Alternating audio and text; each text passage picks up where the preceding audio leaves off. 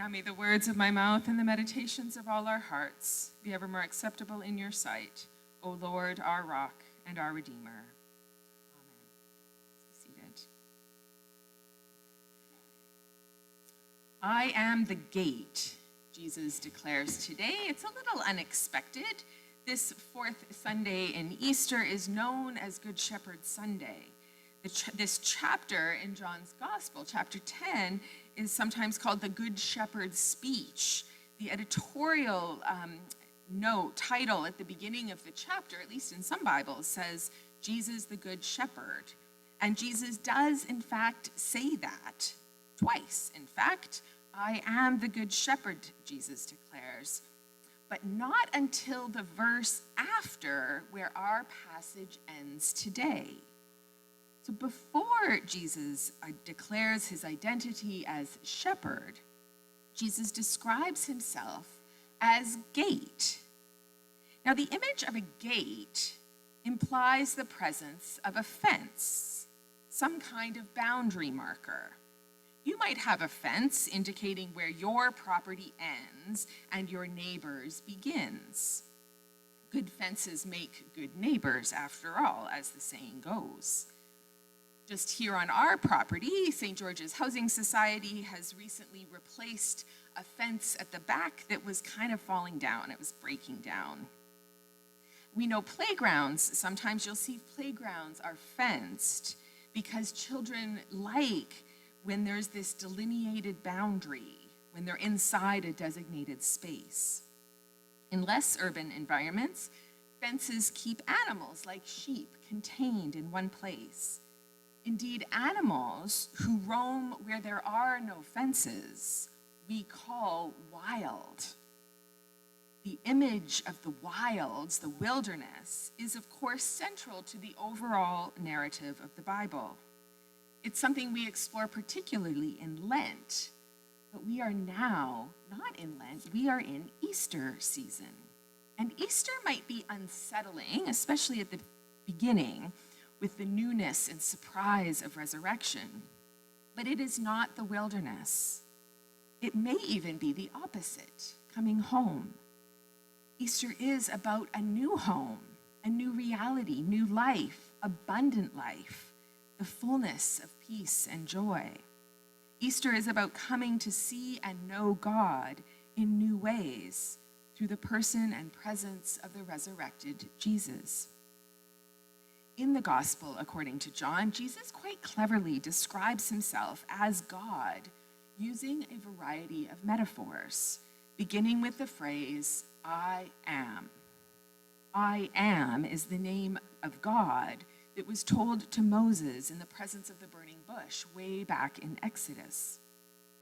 Jesus riffs on this name, kind of plays with it by adding various images. I am the bread of life. I am the light of the world. I am the true vine. And of course, I am the good shepherd. I am the gate for the sheep. Maybe one of the kind of lesser known I am statements, that it nevertheless offers us kind of a unique window into another aspect of God. Gates are passageways from one place to another, from here to there, from my home to yours, from private property to a public path. If Jesus as God is the gate, then Jesus doesn't so much dwell at my place or at yours. Jesus rather is the point in between, that moment of transition. Jesus isn't in the church or the world. Jesus is the space between. It's a metaphor that extends as kind of pliable beyond the literal and physical to describe any transition point, any passageway between different mental, emotional, or spiritual spaces, as well as physical ones.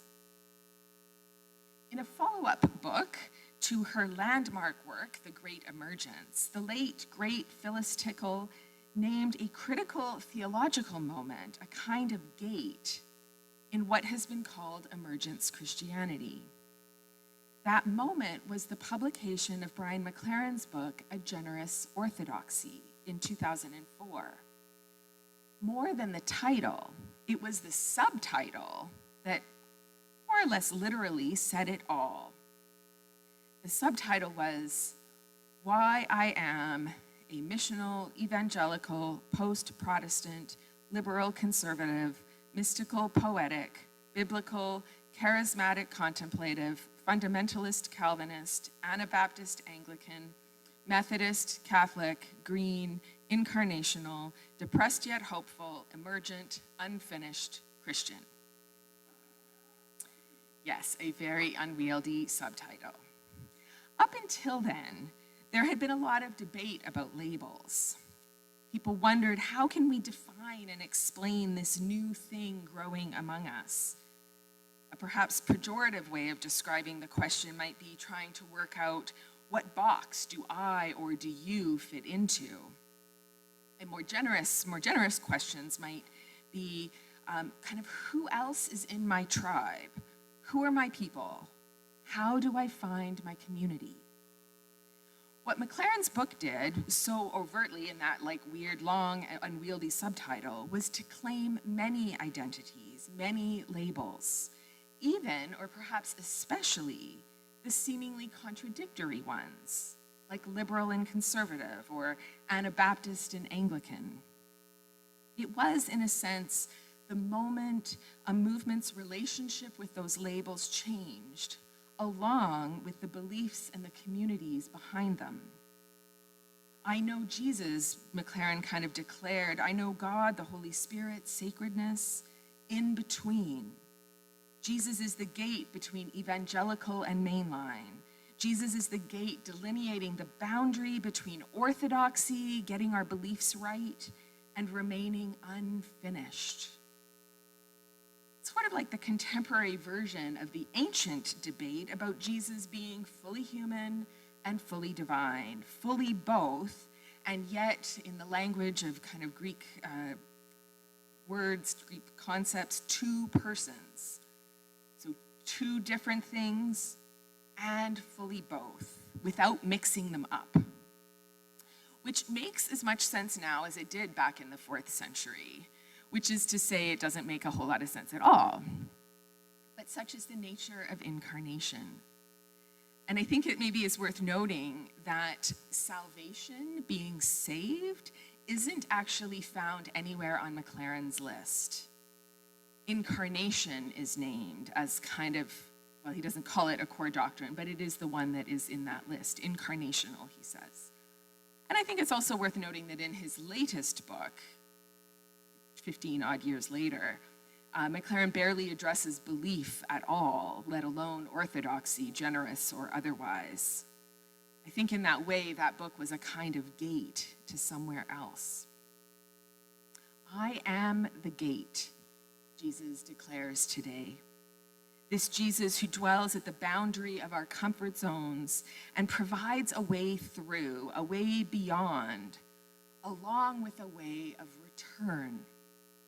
So God isn't my own personal Jesus or a generic life force, the space between.